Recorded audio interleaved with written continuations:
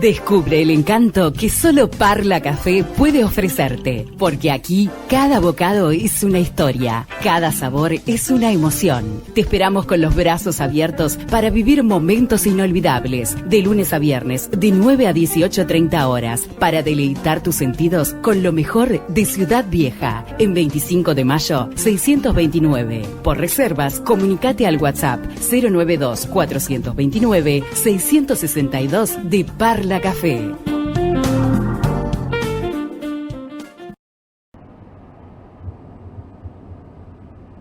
Ignacio Suárez, querido Nacho, muchas gracias por aceptar la invitación. Muchas gracias por la invitación y además en un ámbito tan agradable. Parla Café.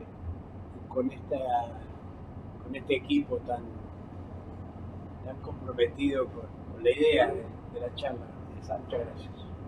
Nacho, sabes que cuando me propuse esta entrevista, dije, bueno, ¿qué le puedo preguntar? A quien ya le hicieron tantas entrevistas, me han preguntado todo, que ha hecho tantas entrevistas también, digo, ¿qué hago? Bueno, busqué información, voy a hacer un resumen.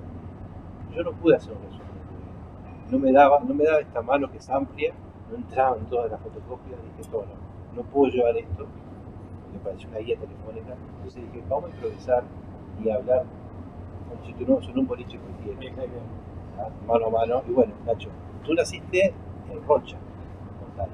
Sí, nací en Rocha, concretamente en la calle Ramírez, 68, a una cuadra y media de la Plaza Independencia, casi en la esquina de aquella cárcel antigua de Ramírez y Piedras, que luego se incendió, que fue noticia lamentable. Sí. En una frontera, diríamos, entre el centro y una caída de calle empedrada hacia el barrio de la Estiva, el barrio del Arroyo, del viejo puente, y de todo un mundo absolutamente diferente, donde se hallaban las purgas, donde había pagadores, donde estaba la noche rochense de aquellos años. Entonces, en una frontera entre el centro y el bajo, diríamos.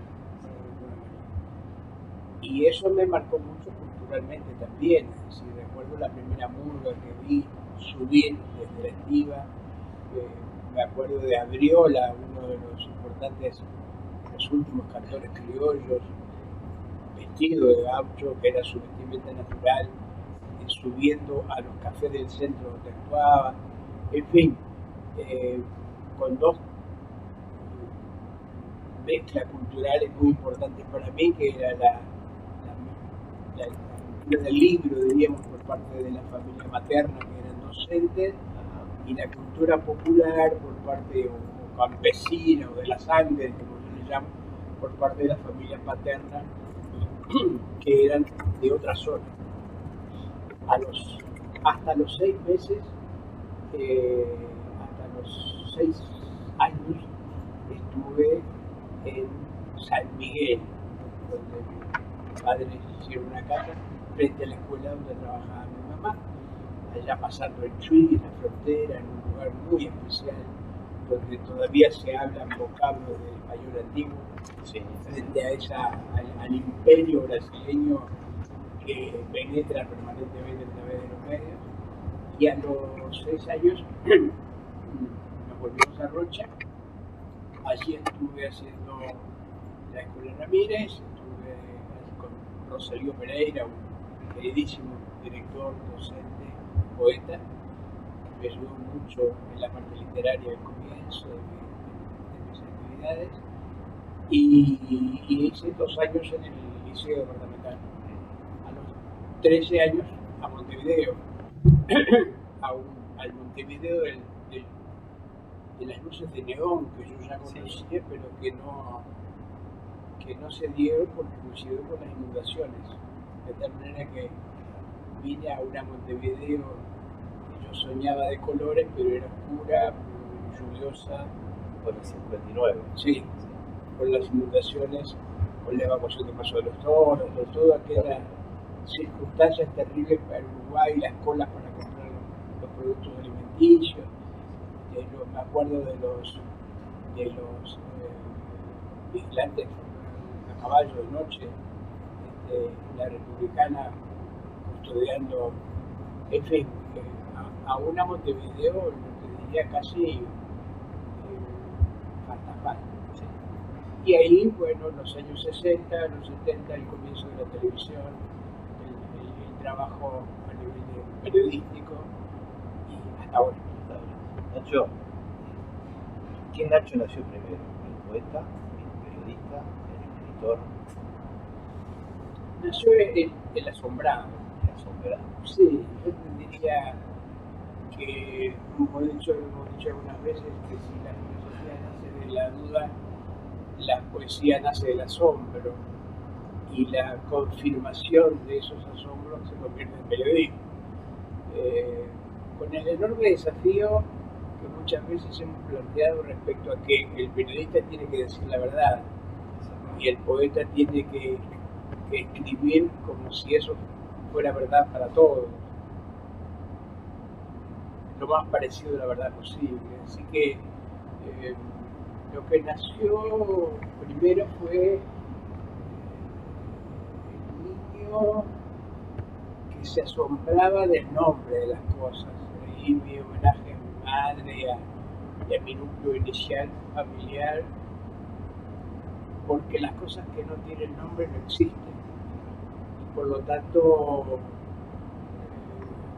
transitar por el camino de la poesía ha sido como transitar por una frontera entre lo existente y lo no existente, ponerle nombre a las cosas es un enorme desafío, o renombrarlas, porque de última el arte más que creación es recreación, y por lo tanto transitar intentando aportarle algo en la realidad que nos ha tocado vivir a través del arte es un desafío que enfrento todavía. Hablando de arte, fuiste amigo de Alfredo Zitarrosa. Sí, entre tantos otros de aquella generación, sí, maravillosa. Y escribiste tú canciones que él le puso la voz. Sí. Los boliches. Los boliches, Poeta del Sur, María de la Esquina, una milonga que a él le gustaba mucho que se llamó Milonga del Hombre Aquel, que es el hombre que muere sin poder volver.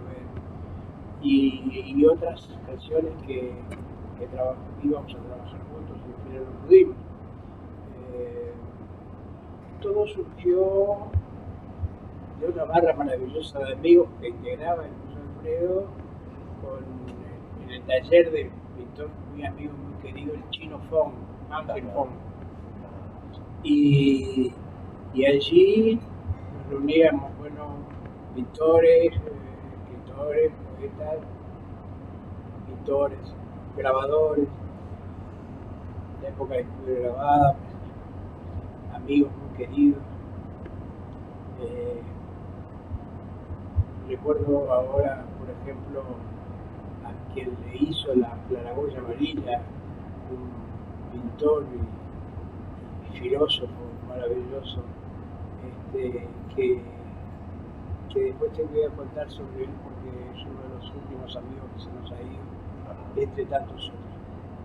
Y allí comenzamos a hacer algunas canciones con Yamandú Palacios, que fue quien musicalizaba.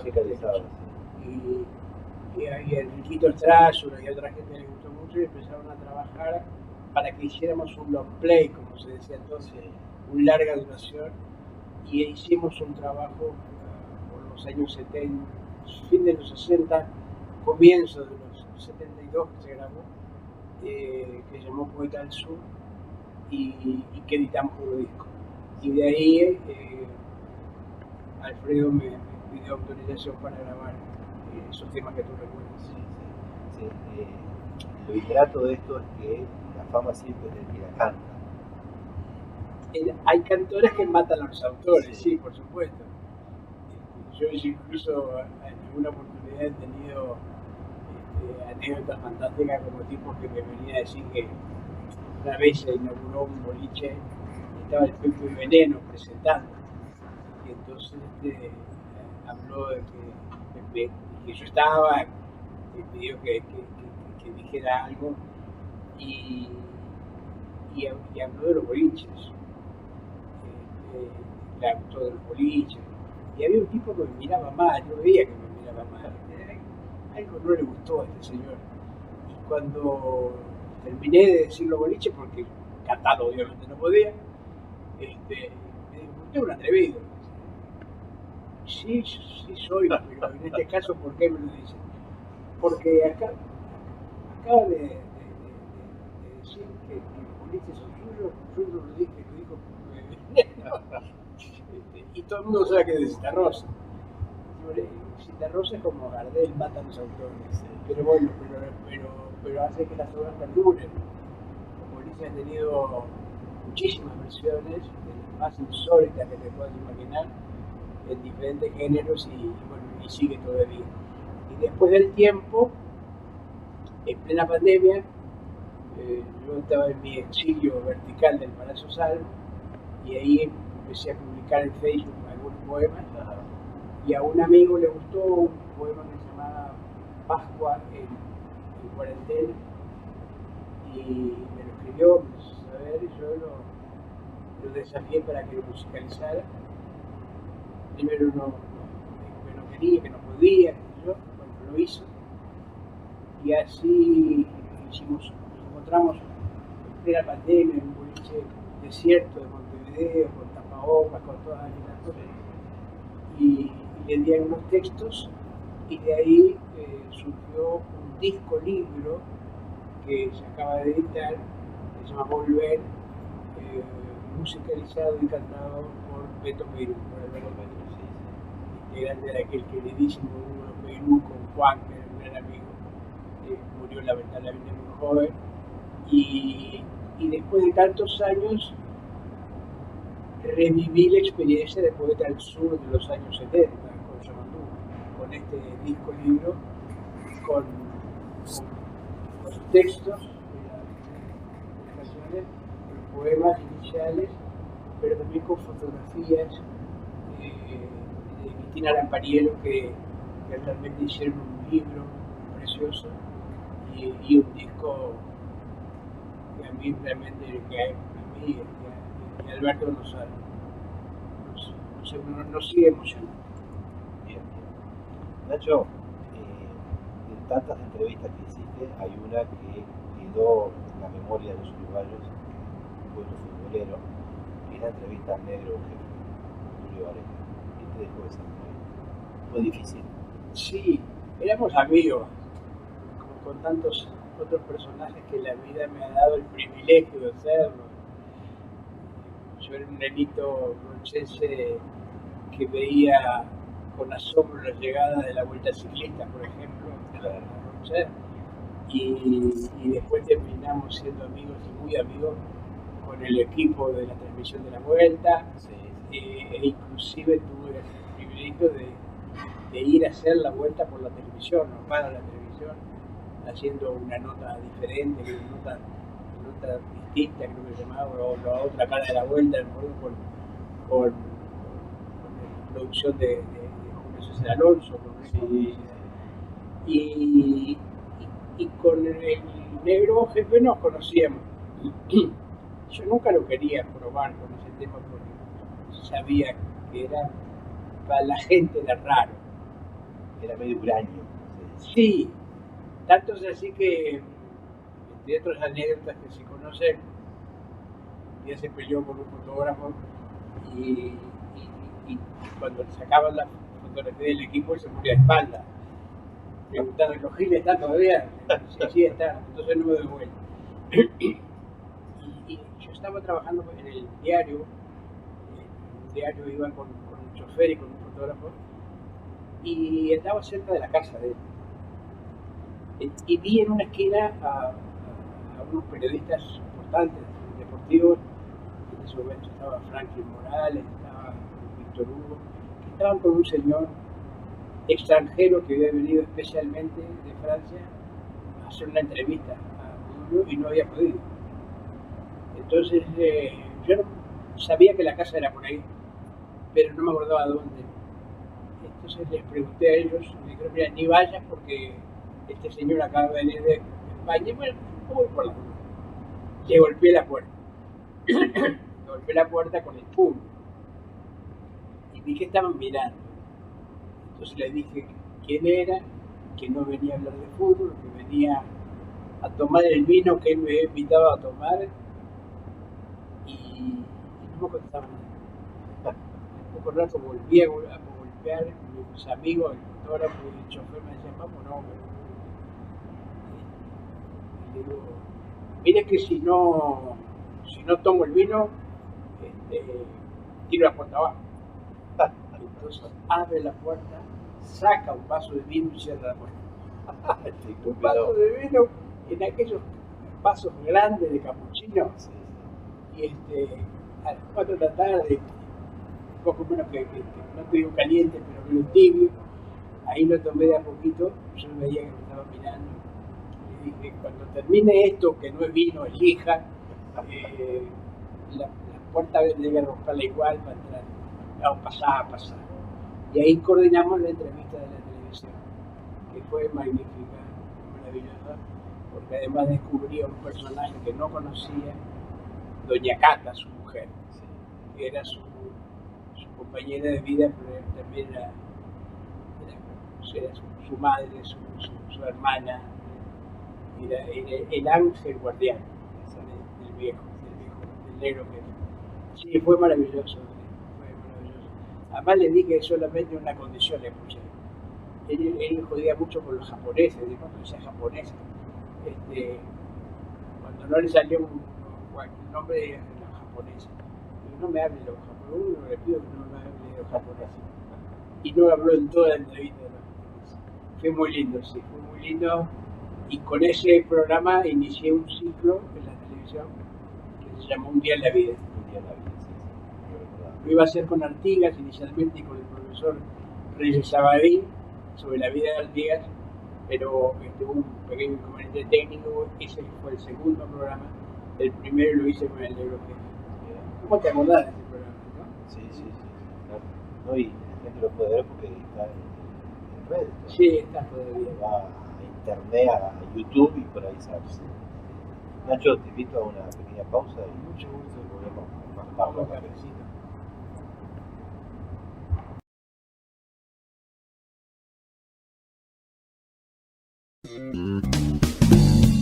Descubre el encanto que solo Parla Café puede ofrecerte, porque aquí cada bocado es una historia, cada sabor es una emoción. Te esperamos con los brazos abiertos para vivir momentos inolvidables, de lunes a viernes, de 9 a 18:30 horas, para deleitar tus sentidos con lo mejor de Ciudad Vieja, en 25 de mayo, 629. Por reservas, comunicate al WhatsApp 092 429 662 de Parla Café.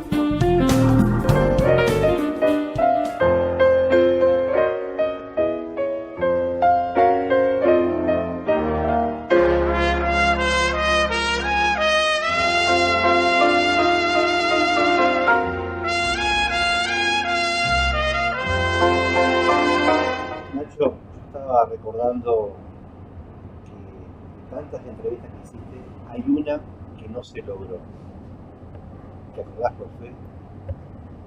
Que no se logró. Que no se logró, que fuiste a hacer la entrevista y por esos avatares de la vida se le terminó la vida a quien ibas a entrevistar. Bueno, me ha pasado con varias veces, entrevistas no logradas muchas, pero me pasó, por ejemplo, con Vinicius, sí, a ver, nos encontramos en Río de Janeiro, Vinicius de Moraes, a quien yo había conocido en Punta del Este a través de Carlos Páez Vilaró, su casa, del pueblo, y que veíamos permanentemente los bichos me encantaba, y coordinamos una entrevista. Fui a Río de Janeiro con un cameraman, estuvimos cenando juntos esa noche y al otro día quedamos de encontrarnos para grabar, y bueno, y llamé a la casa para coordinar la hora y me atendió Toquiño diciéndome que Vinicius no estaba bien, que había tenido un problema Y allá me fui y efectivamente no he muerto. Y tuve la oportunidad de compartir ese velatorio y sobre todo el entierro en una experiencia mágica. O sea, me encontré con muchas personalidades de la cultura brasileña, desde Drummond de Andrade hasta una larga charla que tuve con el cineasta Glauber Rocha, a quien yo admiraba mucho de hacer películas sobre los cangaceiros, personajes del nordeste brasileño, de los cuales yo tenía ya referencia de niño a través de los fogones campesinos, sobre todo con la presencia de Alan Rocha, de peones o de gente que venía a trabajar de Brasil. En muchos casos venían contrabandeados, es decir, los traían en camiones, para las arroceras, los taiperos, les pagaban con unos bonos que tenían que canjear en la propia cantina de la arrocera, y cuando se iban, esa especie de esclavitud moderna, los perseguían porque habían entrado indocumentados al país, de manera que los perseguían lo mismo que los habían traído.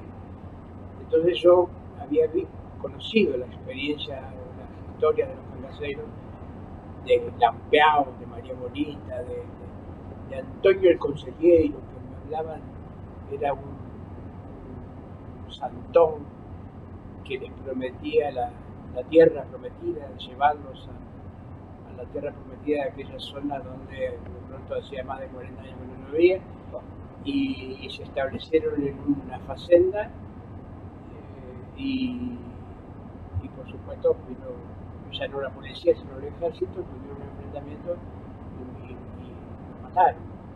Entonces yo conocía esas historias desde muy niño, me habían impresionado mucho toda esa proyección que hacía sobre todo los nordestinos con los cangaceiros, y hablé mucho con Glauber Rocha sobre sus películas sobre los cangaceiros, y extrañaba mucho que yo desde el lado de la frontera conociera ese tema.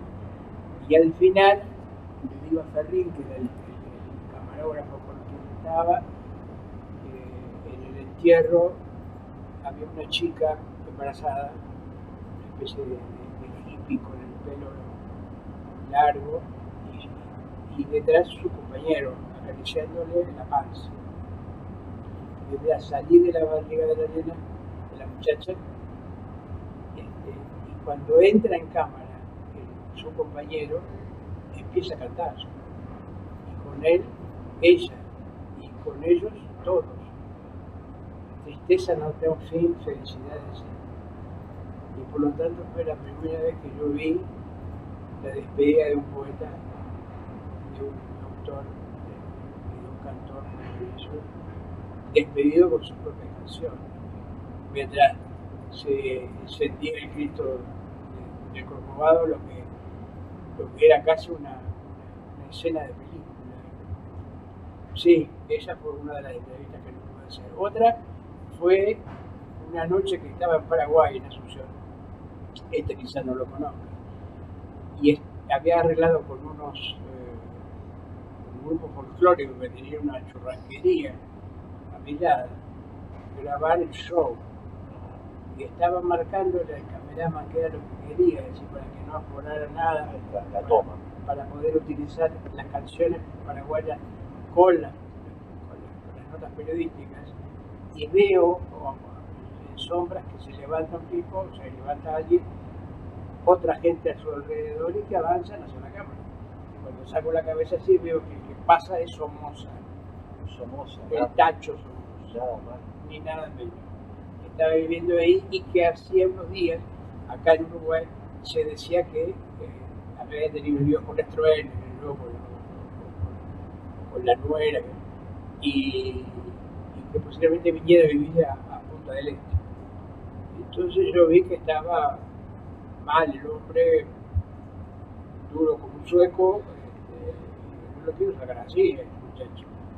y salí atrás de él, y por supuesto que la guardia me paró, así como pararon al cameraman que le dije que venía y traía la cámara, que no eran estas camaritas con las que estamos filmando ahora, sino eran unas cámaras más grandes y más pesadas, sí, con trípode muy pesado. Y cuando le pido para hacer una entrevista, que yo venía de Uruguay para confirmar si él venía para Punta del Este o no, de atrás de él, cuando ya casi me dice que sí, de atrás de él sale un señor muy elegante, vestido de gris, con oscura, no con voz centroamericana, sino con una voz que debía estar rioplatense, no uruguaya, pero posiblemente argentina. Me da una tarjeta y me dice: el presidente lo espera mañana en su casa. Con unos ojos de vidrio de taxidermia, te diría decir, diciéndome: mirá que ya me di cuenta, el presidente, el general no te va a hablar así como está, lo va a hacer mañana y venir por tu casa porque si no vas a terminar flotando en el río. Claro, estaba clarísimo. Su discurso silencioso fue muy claro. Y al otro día, nosotros estábamos en el Hotel Guaraní, ahí yo por general cuando salía alquilaba una Meaní para poder filmar decapotable, digamos, una especie de móvil, hacíamos, fabricábamos, y que había unas cosas muy raras en la calle, camiones con soldados armados a la guerra, y unos colegas argentinos me dicen que habían matado a sus, a donde yo iba, de tal manera que bueno, y que estaba buscando unos guerrilleros argentinos o uruguayos, porque ya se sabía que eran militantes de izquierda, que podían ser tanto uruguayos como argentinos, que no eran paraguayos. Y nos fuimos a la embajada y bueno, me tuve que escapar de Paraguay porque andaban buscando un club, que después se confirmó que efectivamente había sido por Leland Merlo, el argentino, que le ha dado a su caso un comando. Sí, un comando. Y otra de las notas que no pude hacer. Intento fallido. Sí, entre otros. Nacho, de los grandes que entrevistaste y que fuiste muy amigo, creo que fue Eduardo Galeano. Sí, tuvimos una muy buena relación con Galeano. Una relación que, a diferencia de lo que era entonces, yo te diría casi una caricatura de la intelectualidad uruguaya, sobre todo de izquierda, nos unía la alegría. Ese asunto que ya te cuestionaba. En algún momento alguien dijo que los escritores uruguayos no se sonreían ni en la fotografía.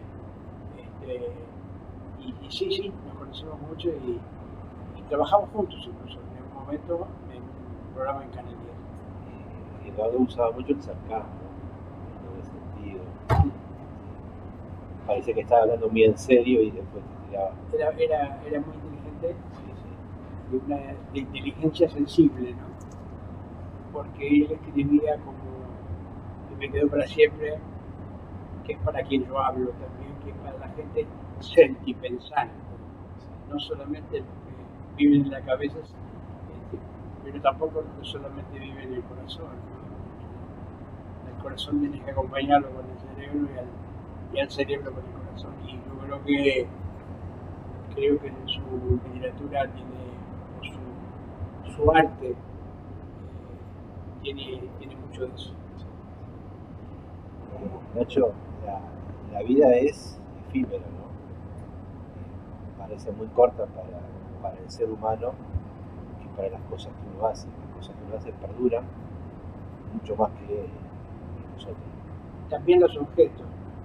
Los objetos. La manito esa, por ejemplo, tiene más años que quien la hizo. Sí, exacto. Totalmente. Ese gancho, por ejemplo. El gancho.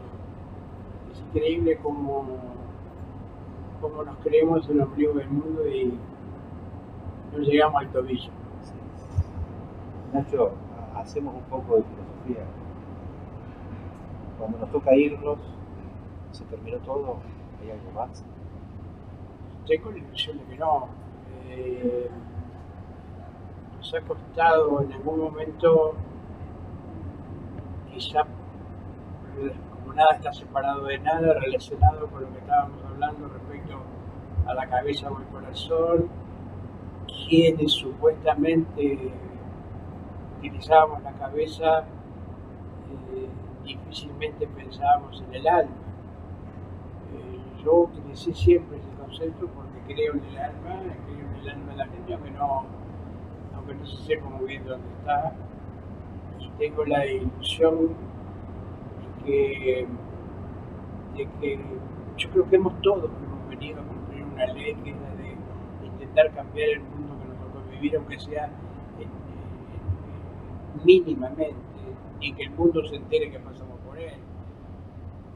Creo que la función del arte de la comunicación es esa. No va, para mí, ojalá que para alguna otra persona, no va a ser lo mismo la vida después de esta charla. Algo habrá cambiado. El olvido es el otro nombre de la muerte. Y desde el corazón tallado en el árbol hasta las cuevas de Altamira, desde Guernica a las pinturas de la Capilla Sistina, yo creo que el deseo del hombre es perdurar un poquito más que lo efímero de su vida, ¿no? Que en la medida en que va pasando uno se da cuenta de que es cada vez más corta. Claro, y de que es más corta de lo que uno supone cuando joven. Sí. Que es un tren que tomamos y está llegando al destino. Y que está llegando al destino que no sabes cuántas estaciones te quedan. Entonces, yo hacía referencia a Ramírez 68, la casa donde nací, y la única ilusión que me queda es que uno de los elementos por los cuales yo me escapaba de aquella realidad comarcal, muchas veces chatita y aldeana de noche, eran los libros que escondía debajo de la sábana, sobre todo de noche, para cuando me decían que había que apagar la luz, y el cine. Y hoy, allí en Ramírez 68, está el Cine Club, y que la pantalla que tantas veces me ayudó a escaparme de una realidad dura que a mí de pronto me llegaba hasta doler, está en la pared de la habitación donde nací. Es decir, una simbología que me permite decir que creo que Dios me hizo un homenaje antes de morir. Quedar en la memoria, ¿no? Sí. Quedar en la memoria, y si es posible, con un buen recuerdo, debe ser lo mínimo. Decía el poeta turco Sinik que los muertos no importan más de un año. Yo he estado al lado de personalidades importantísimas para aquella época que ya nadie se acuerda, ni su familia, de ellos, ¿no? Sí. Algún recuerdo afectivo, algún verso que quede flotando, algo quede. Sí. Que de esta charla quede un buen recuerdo. Sí, en 100 años en YouTube va a estar. Nacho, un ping-pong, un intérprete de tango. Gustavo Nochetti. Ese fue joven. De muy joven estaba trabajando en unos textos míos en su... Tiene una versión de los boliches, además cantada en el Teatro Solís, como Mercedes Sosa y otros. Gustavito, sí. Y un intérprete de milongas. Osiris, lejos. Osiris, Rodríguez Castillo, que además no hacía ninguna concesión a los textos de sus canciones porque fueran para canciones. Era tan riguroso como para un libro. Y de la misma manera con su... Es uno de los pocos intérpretes y músicos que uno puede separar lo musical de lo literario y funciona independientemente. El respeto brutal que tenía por lo que hacía a Osiris.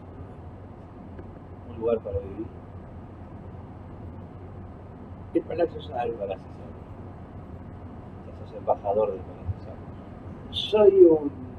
Soy un exiliado. La frontera entre la ciudad vieja y la ciudad nueva me trae muchas cosas, eso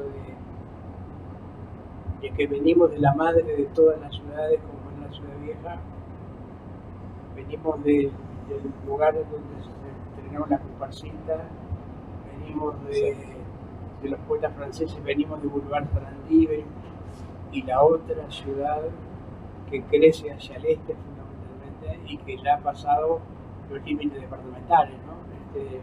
Extendiéndose sobre la ciudad de la costa.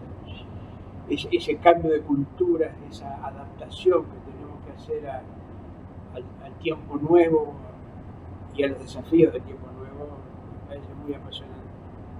Pero con las raíces del país que vinimos, ¿no? Con las raíces del país que nos formó, aquella escuela, aquel vínculo, aquella formación democrática, representativa, artiguista, de la cual vinimos y que tanto nos separa, incluso nuestros hermanos argentinos, estando pegaditos somos diferentes. Ignacio, el tiempo es efímero y es cruel. Nos tenemos que ir. Te agradezco mucho la compañía. Para mí es un placer. Y se repito tu café. Ojalá pronto podamos tomar tu café y agradezco enormemente el privilegio de iniciar este ciclo. Gracias a ti. Que sea largo. Que sea largo, gracias.